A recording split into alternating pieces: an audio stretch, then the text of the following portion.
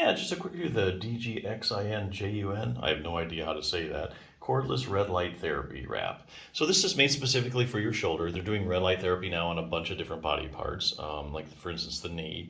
But this one's basically for your shoulder. So why would you consider buying something like this? Well, basically if you're having some kind of shoulder pain or some kind of shoulder problem, your shoulder aches, maybe you have shoulder arthritis, and this is something that you might consider trying.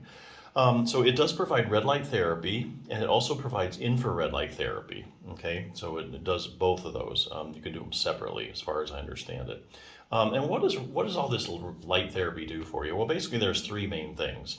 It does decrease inflammation, it does increase circulation, and it does stimulate cellular repair. So all those are good things if you're having any kind of shoulder problem.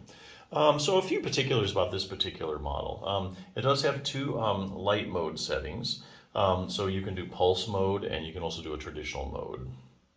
The other thing is it does have a large capacity battery, so this thing can run up to 3 hours when it's fully charged. So that's pretty good. So you can leave it on an hour one day and next day, so you don't have to charge it every so many days. That's really good. So something else, so does this get permanent relief, temporary relief? Well, I think it kind of depends. I mean, sometimes this will just kind of, get the circulation going, decrease inflammation, and maybe that's the end of it. You don't get permanent relief, you're done. You stimulate these healing cells, your shoulder's repaired itself, and you're good to go. Other times it just might kind of be a temporary kind of thing, but it's not a long-term thing. The other thing I'd have you do also is strengthen your rotator cuff. If you have any kind of shoulder issue, make sure you strengthen your rotator cuff, because basically your shoulder is a very shallow ball and socket joint, and it depends heavily on your muscles to hold the ball in the socket. Now that's unlike your hip, which is a very deep ball and socket joint. It doesn't rely so much on the muscles, but the shoulder is all about the stability is with the muscles, keeping that ball in the socket. So no matter what kind of shoulder problem you have, whether it's arthritis, tendonitis, or rotator cuff tear, the more stability you get in your shoulder, the less things are going to get irritated, and the better off your shoulder is going to be. So one good resource for that is the 6-minute torn rotator cuff solution. This is for seniors, but even high-level athletes could use it. So yeah, definitely at least do one exercise for your rotator cuff. Very briefly, starts out with some anatomy so you know what the rotator cuff is. If you do have a rotator cuff tear, though, this has a great question and answer section. What are the symptoms of a rotator cuff tear? Any arm maneuvers that might indicate I have a tear? What imaging tests are used? Where exactly does it tear at? Are there different kinds of tears?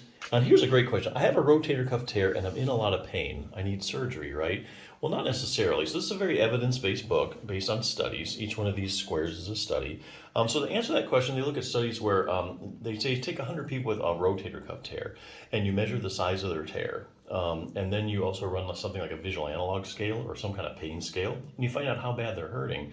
So then you have 100 people, you know how big their tears are, and you know how bad they're hurting. Now you would think, the people with the biggest tears are hurting the most. Well, that's actually not what they find in these kind of studies.